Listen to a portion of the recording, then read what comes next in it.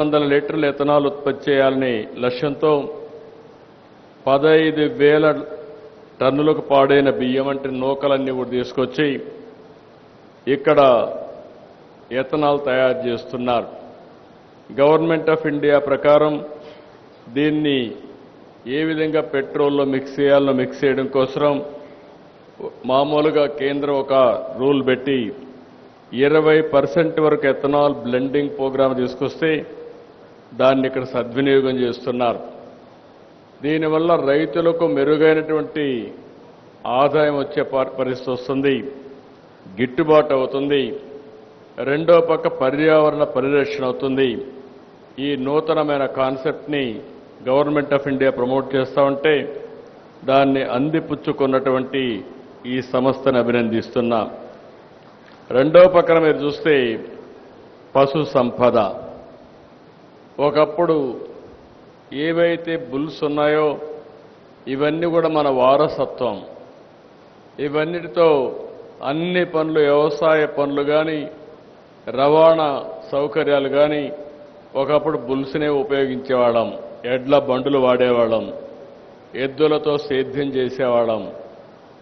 అదే మరి ఎక్కడన్నా ప్రయాణం పోవాలంటే ఒక 20 కిలోమీటర్లు కుటుంబ సమేతంగా పోవాలంటే ఎడ్ల బండుల్లోనే వెళ్ళేవాళ్ళం.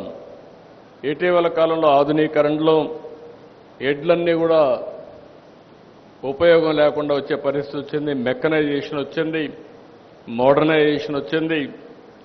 దీనివల్ల చాలా వరకు ఏవైతే ఇంకా కూడా మీరు చూస్తే ఈ సెక్స్ సార్టెడ్ కింద ఫిమేల్ కాఫ్స్ని ఉత్పత్తి చేసే పరిస్థితి కూడా వచ్చారు. దీనివల్ల వీటిని చాలా వరకు ఇగ్నోర్ చేయడం, ఎక్కడన్నా ఉన్నా కూడా దాన్ని సరిగా ఉపయోగించుకోలేని పరిస్థితి వస్తే ఒక వినూత్నమైన కార్యక్రమాన్ని తీసుకొచ్చారు. ఆ కార్యక్రమంలో మీరు చూస్తే ఈరోజు ఇక్కడ వండర్ఫుల్గా నేను చూశాను. ఎడ్లతో, బుల్స్తో కరెంటు ఉత్పత్తి చేయడం. ఇది ఎక్కడ ఎవ్వరు ఇంతవరకు ఆలోచన చేసి ఉంటారన్న నమ్మకం. నేను కూడా ఫస్ట్ టైం చెప్పినప్పుడు ది పవర్ ఆఫ్ బుల్ అంటే నాకు కూడా ఆశ్చర్యం వేసింది. ఇది అవుతుందా అని ఆశ్చర్యం వేస్తే ఈరోజు దానికోసం థ్రెడ్ మిల్ తయారు చేసి దాని మీద వీటిని ఎక్సర్సైజ్ 4-5 గంటలు చేస్తే మనం కూడా ఎవ్రీ పర్సన్ మీరు గుర్తుపెట్టుకోవాల్సిన అవసరం ఉంది. మన ఆరోగ్యం మనం తినే తిండి పైన, రెండోది మనం తీసుకునే రెస్ట్ పైన, నిద్రపోవడం, మూడోది నిద్రలేస్తే 1 గంట ఎక్సర్సైజ్ చేయడం, నాలుగోది మంచి పని చేయడం. ఈ 4 చేస్తే ఇంకా హాస్పిటల్కి పోయే పరిస్థితి ఉండదు. అది చేయని వాళ్లే హాస్పిటల్కి పోతారని చెప్పి కూడా నేను మీకు తెలియజేస్తున్నా. అలాంటిది ది పవర్ ఆఫ్ బుల్ నిరూపించడం కోసం ఇక్కడ బుల్స్ని ఇక్కడ తీసుకొచ్చి గంటకు 5 గంటల వరకు దాన్ని కూడా సైంటిఫిక్గా ఆలోచించి అది హెల్తీగా ఉండాలంటే ఎన్ని గంటలు ఎక్సర్సైజ్ చేయించాలనో అన్ని గంటలు చేయించి దాంట్లో నుంచి ఆదాయం సంపాదించడానికి ఒక వినూత్నమైన కార్యక్రమం. ఆ కార్యక్రమమే పవర్ జనరేషన్. మామూలుగా పవర్ జనరేషన్ అంటే ఒకప్పుడు ఎక్కడి నుంచో వచ్చేది, థర్మల్తోనే వచ్చేది. బొగ్గుతో కరెంటు తయారు చేసేవాళ్ళం. తర్వాత వాటర్తో తయారు చేయడం మొదలుపెట్టాం.